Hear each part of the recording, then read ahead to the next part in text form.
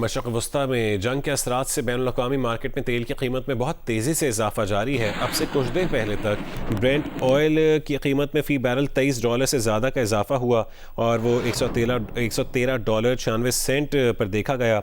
West Texas intermediate oil की कीमत में 25% तक का इजाफा हुआ। इसी तरह WTI फ़ी बैरल की कीमत $113.04 देखी गई। माहिरीन का कहना है कि मशरक़ वस्ता में जंग तवील हुई और आबनाए हुर्मुज़ ना खुला तो मार्च के अख्तिताम तक खाम तेल की कीमत $150 फ़ी बैरल तक जा सकती है। इसी पर बात करने के लिए हमारे साथ टेलीफोन लाइन पर मौजूद हैं खाकान नजीब, मुआशी तज्ज़ियाकार।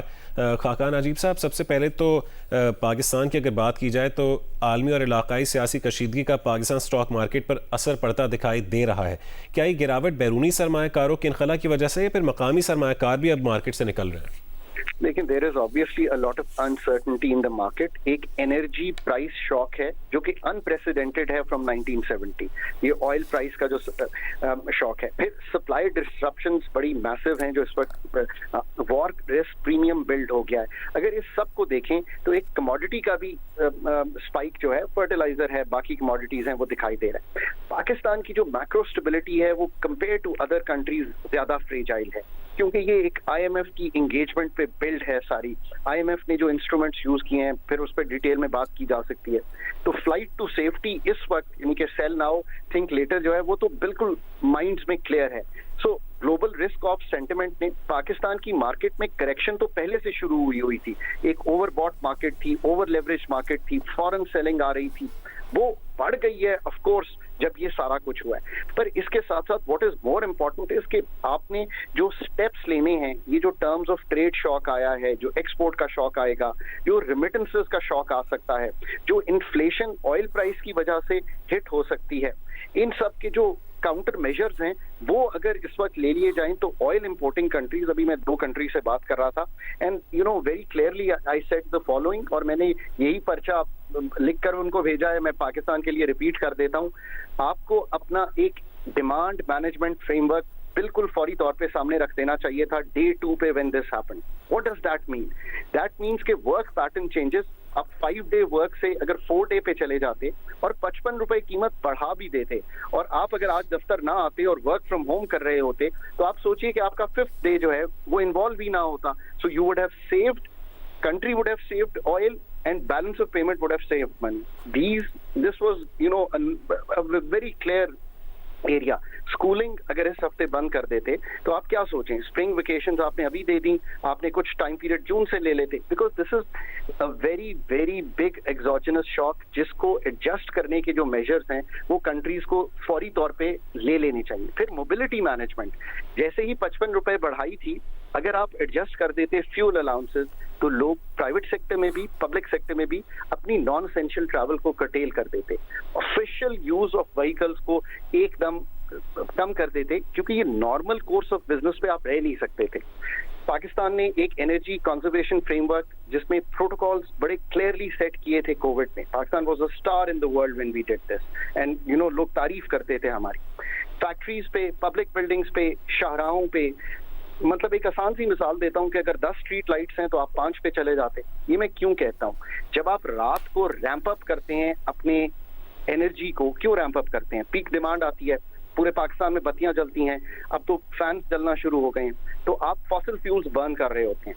आप अगर उस वक्त एनर्जी कंजर्वेशन पे चले जाएं तो this will help you. Pakistan में जो पब्लिक बिहेवियर है, यानी कि अगर आप 3 दफा जाते हैं मार्केट फॉर द मंथ, आपको तब्दील करना है। अगर आप अपने बच्चे को स्कूल साथ वालों के साथ भेज सकते हैं तो वो आपको तब्दील करना है अगर ये मेजर्स नहीं आते। सो fuel efficient driving and discretionary trips. और आखिर में यू नो इसको सबसे बड़ा संभालने का मेजर तो ये था कि आपकी कोऑर्डिनेशन इतनी अच्छी करें कि जो इंस्पेक्शंस हैं उससे होर्डिंग ना हो, और जो ओगरा और नेप्रा के पास इंस्ट्रूमेंट्स हैं वो क्रैक डाउन करें ऑन इलीगल स्टोरेज। तो ये जो गाड़ियों और मोटरबाइक्स का रश आपने देखा है ये होता ही ना। सो मॉनिटर करें किस तरह जो पॉलिसी अथॉरिटीज हैं, रेगुलेटर्स हैं, OMCs हैं, डिस्ट्रीब्यूटर्स हैं और रिटेलर्स हैं। So the flow remains, but इससे आगे तो अब because I don't have the numbers in front of me, अगर तो वाकई 22-23 दिन के रिजर्व्स हैं इस वक्त पेट्रोलियम के, तो आपको कोटा मैनेजमेंट में चले जाना चाहिए. There is a country that I am talking to and they have gone into quota management, which means कि आप थोड़ा सा बिहेवियरल चेंज करने जाते हैं in terms of what you are supplying where. इससे आगे कुछ लोगों का ये भी ख्याल है कि transport remains on national highways in terms of carrying the goods, उन पे जितना शिफ्ट रेलवे पे कर सकते हैं that will save you fuel. ये सारे वो मेजर्स हैं where authorities जब रिएक्ट जो भी ऑयल इंपोर्टिंग कंट्रीज की हैं करेंगी तो तकवीयत मिलेगी. इस वक्त जो मार्केट डिस्ट्रप्शन है उसमें तो ऑब्वियसली एक स्ट्रेस है. इसके साथ साथ आपको अपने थोड़ा सा एक्सपेंडिचर मैनेजमेंट कर लेनी चाहिए, बिकॉज ऑब्वियसली टैक्स कम आ सकता है. इसका मतलब है कि अगर आपके पास 1000 अरब रुपए का डेवलपमेंट बजट है और सूबों के पास तो मेरा ख्याल है 2-2.5 हज़ार अरब का है, तो उसको देख लें कि एसेंशियल खर्च कर लें, थोड़ा सा सेव कर लें, ताकि आपको बहुत ज्यादा हाइक ना देनी पड़े पीडीएल में और जो प्राइस पास थ्रू हैं. ये सारा डिमांड मैनेजमेंट सप्लाई को देखते हुए, और फिर हमें आखिर में तो ये सोचना पड़ेगा ना कि आज भी जब ये कॉन्फ्लिक्ट शुरू हुआ तो 28 दिन के रिजर्व्स थे पाकिस्तान के पास. In reality you have to really think through this कि क्या एक fossil fuel dependent energy importer जो है वो 28 दिन के रिजर्व्स पे 25 करोड़ अवाम विद एक्सपोर्ट ओरिएंटेशन डेवलप करने के लिए, do we need to ramp that up? I think that is a serious medium term, and medium term I mean 3-year framework that Pakistan needs to build. If I distinctly remember, उस वक्त भी policy में ये बड़ी clearly बात हुई थी जब कोविड का शॉक आया कि Pakistan needs to ramp up its reserve.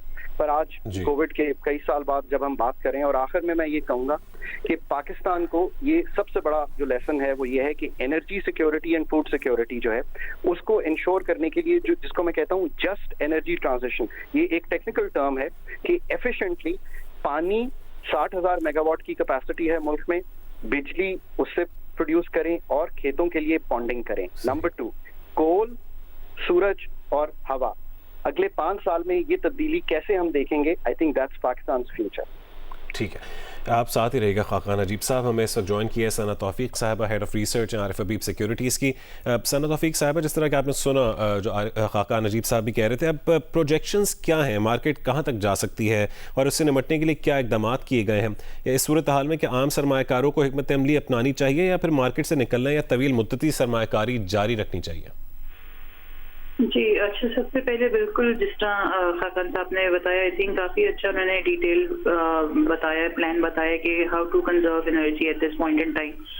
इसी की वजह से आई थिंक सबसे बड़ा ट्रिगर जो अभी मार्केट में है, एक तो जियोपॉलिटिकल जो रिस्क है और जो अनसर्टेनिटी चल रही है, and specially as a resultant हम जो देख रहे हैं ऑयल प्राइसेस में जो सर्ज हमने देखा, स्पेशली आज डे ऑन डे बेसिस पे, और इसी वजह से हमने आज मार्केट में देखा मार्केट दोबारा से जो है आज दोबारा हमने एक हॉल्ट का सेशन देखा है मार्केट में.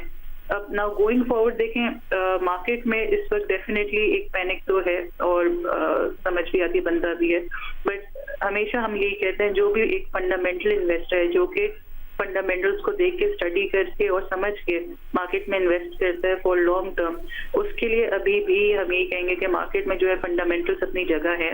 डेफिनेटली ये सारी चीजें जो है ऑयल प्राइसेस का बढ़ना और ये सारी चीजें कहीं ना कहीं फंडामेंटल्स को इम्पैक्ट करेंगी, बट लॉन्ग टर्म में अगर देखें अभी भी जो है कंपनीज और वैल्यूएशंस, इनफैक्ट मार्केट के नीचे आने से वैल्यूएशंस मजीद अट्रैक्टिव ही बनती हैं और अपसाइड बनता है. अब पॉलिसी या स्ट्रेटेजी इन्वेस्टर की यही होनी चाहिए कि वो कंपनीज जो कि एक तो जैसा हम कहते हैं डिविडेंड यील्डिंग स्टॉक्स हैं वो इस वक्त आपके पोर्टफोलियो का पार्ट होना चाहिए. इसके अलावा वो कंपनी जैसा एनर्जी प्राइसेस ऊपर है तो आपकी एनर्जी जो है पोर्टफोलियो में होना चाहिए. एंड अगर खुदा न खास्ता इन सबको as a policy measure State Bank policy rate यहाँ से बढ़ाता भी है तो फिर आपके बाकी जो दीगर स्टॉक्स हैं जैसा बैंकिंग स्टॉक्स हैं वो भी. सो हिकमत अमली इस वक्त ये होनी चाहिए कि आप पोर्टफोलियो या इसमें स्टॉक मार्केट से एग्जिट नहीं, रीअलाइनमेंट करें अपने पोर्टफोलियो का, और जैसे जैसे जिस तरह की डेवलपमेंट्स हो रही हैं उसके लिहाज से अपने जो पोर्टफोलियो है उसको जो है आप रीअलाइन करें अलॉन्ग विद जो भी डेवलपमेंट्स हैं. बाकी जहाँ तक बनता है मार्केट का, मार्केट में बस यही है एक मेजर फैक्टर जियोपॉलिटिकल, जिस वक्त कोई सीज फायर कोई नेगोशिएशन की बात आएगी तो मेरा यही ध्यान है कि मार्केट में थोड़े से एक ब्रीदर मिलेगा। और मार्केट हमने हिस्टोरिकली भी हम एक एनालिसिस कर रहे थे कि जिससे हमने देखा जब मार्केट 2 से 7% करेक्ट हुई, जब भी हमने रशिया यूक्रेन की वॉर में देखा था, फिर उसके बाद उससे पहले कारगिल वाला फैक्टर जो था उसमें भी हमने देखा, जब भी मार्केट डिप की है तकरीबन 2 से 7% करेक्ट हुई है, तो उसके बाद हमने हमेशा एक वी शेप रिकवरी देखी है और मार्केट जो है जितनी गिरती है उससे कहीं ज्यादा रीबाउंड करती है। तो इस बार भी यही हम एक्सपेक्ट कर रहे हैं कि चूंकि बाकी सब चीजें अपनी जगह इंटैक्ट है, मैक्रोज भी हमारे जो है पाकिस्तान के इम्प्रूवमेंट की तरफ ही थे। सो लगता यही है जैसे ये चीज सेटल होती है, कोई उस फ्रंट पे पॉजिटिव डेवलपमेंट होती है, मार्केट एक वी शेप रिकवरी फिर दे सकती है। एंड वो इन्वेस्टर जो कि एक लॉन्ग टर्म होराइजन और एक लॉन्ग टर्म विजन लेके मार्केट में इन्वेस्टेड रहता है, वो नेट बेसिस से गेन विनर ही रहेगा। अच्छा ठीक है, तो सना तौफीक साहब, अब ऑयल प्राइसेस जो इंटरनेशनली बढ़ रही हैं वो कहाँ तक जाती नजर आएंगी, उसका असर अब पाकिस्तानी मईशत पर क्या होगा? अच्छा, ऑयल प्राइसेस का जो है अभी इनफैक्ट थोड़ी देर पहले ही एक वो भी टिकर भी आया है कि G7 कंट्रीज ने दोबारा अनाउंस किया है कि वो अपना जो सप्लाई प्रोडक्शन है वो बढ़ा रहे हैं, उस मार्केट में सप्लाई बढ़ा रहे हैं। तो उसकी वजह से हमने देखा है जो 170 USD पर बैरल पे तो ऑयल चला गया था, थोड़ा सा रिकवर होके 108 के लेवल पे आया हुआ है। सो हमें यही लगता है कि $100 से ऊपर का जो है जो ऑयल है ये लेवल सस्टेनेबल नहीं है। और मार्केट में इसमें हमने 2022 में हमने लास्ट ये लेवल देखा था जब डॉलर जो है ऑयल जो है $100 से ऊपर गया था और कंसेक्यूटिव 6 मंथ हो रहा था। तो उस वक्त भी ये एक पीरियड हमने देखा था जब ऑयल ने इस तरह की एक जो है अपनी प्राइस एक ट्रेजेक्ट्री दिखाई थी।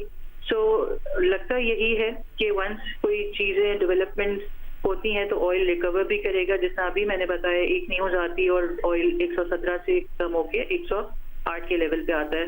तो इसी तरह अगर नेगोशिएशन या कोई पॉजिटिव डेवलपमेंट है तो आई बिलीव ऑयल नीचे आना चाहिए।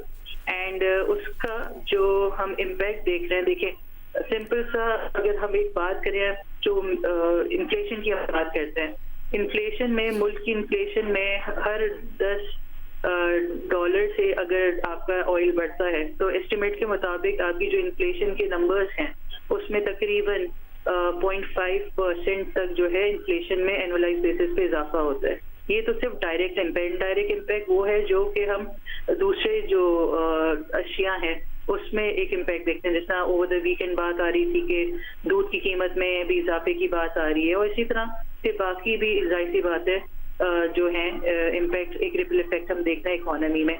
तो इन्फ्लेशनरी इम्पैक्ट तो अपनी जगह बिल्कुल है और वही सबसे मेजर कंसर्न इस वक्त एक आम इंसान के लिए, एक आम शहरी के लिए बना हुआ है। और जिस तरह कि हमने प्राइस हाइक देखा है पेट्रोलियम प्रोडक्ट में वीकेंड पे हुकूमत की जानिब से, तो उसमें भी जो है ऑल्दो रूम जो था तकरीबन 25 से 30 रुपए का बन रहा था, बट आई थिंक वही बात है कि PDL भी बढ़ाया गया है उसके साथ। तो वो वाली चीज है। तो गोइंग फॉरवर्ड अगर ऑयल प्राइसेस नीचे आती हैं तो हम एक्सपेक्ट कर सकते हैं हुकूमत थोड़ा सा जो है रिलीफ आम शहरी को भी पास ऑन करेगी। अब ये कितना शॉर्ट लिफ्ट रहता है ये इसी पे डिपेंड करता है कि ग्लोबली हालात किस डायरेक्शन में जाते हैं। सही है। खाकान जी, पॉलिसी का भी इजलास होगा, मॉनेटरी पॉलिसी के इजलास के हवाले से भी आपसे सवाल पूछना चाह रहे थे, लेकिन सना साहिबा आप बताइएगा कि जो आज मॉनेटरी पॉलिसी का इजलास होगा उस पर कहा जा रहा है कि 10.5 पे ही इसको बरकरार रखा जाएगा। आपकी क्या उसके ऊपर वो है एनालिसिस, प्रोजेक्शन? जी देखें, कंसेंसस अभी तक यही था वीकेंड से पहले स्पेशली कि मेजॉरिटी एनालिस्ट तो हम खुद भी एक्सपेक्ट कर रहे थे कि पॉलिसी रेट पॉज ही रहेगा।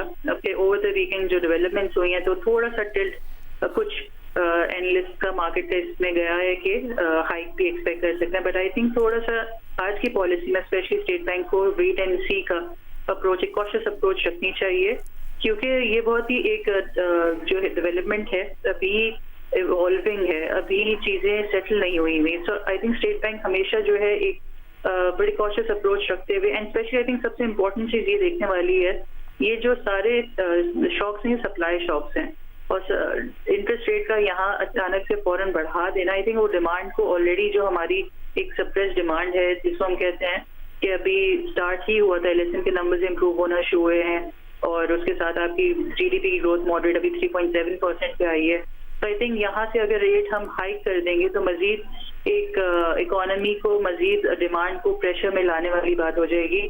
सो मेरे ख्याल से इस पॉलिसी में स्टेट बैंक थोड़ा सा चीजें देखेगा, मॉनिटर करेगा, बट यस ये जरूर हम एक्सपेक्ट कर रहे हैं कि एक डायरेक्शन जरूर देगा स्टेट बैंक अपनी स्टेटमेंट में कि उनको क्या लग रहा है, या फिर गोइंग फॉरवर्ड अगर यही चीज चलती है तो किस तरह वो इन सारी चीजों को देख रहे हैं। ठीक है, बहुत शुक्रिया सना तौफीक साहबा जी उन्हीं से गुफ्तगू करने के लिए। बताएं कि मशरक़ वस्ता में जंग के असरात से बैनुल-अक़वामी मार्केट में तेल की कीमत के ऊपर सना तौफीक साहबा बात करी थी और बताई थी कि मॉनेटरी पॉलिसी का जो इजलास है उसमें अब ये उम्मीद की जा रही है कि शायद कुछ इंक्रीज़ देखा जाए, लेकिन स्टेट बैंक वेट एंड सी की पॉलिसी अपनाते हुए शायद इसमें इजाफा नहीं करेगा। ये आने वाला वक्त ही बताएगा। इसके हवाले से जो मार्केट प्रोजेक्शन के हवाले से बात की तो पूरी जिस तरह के बात की जाए एशियाई स्टॉक मार्केट ही शदीद मंदी का रुझान है, इसी तरीके से पाकिस्तान स्टॉक मार्केट भी आज शदीद मंदी का उसमें भी रुझान देखा जा रहा है।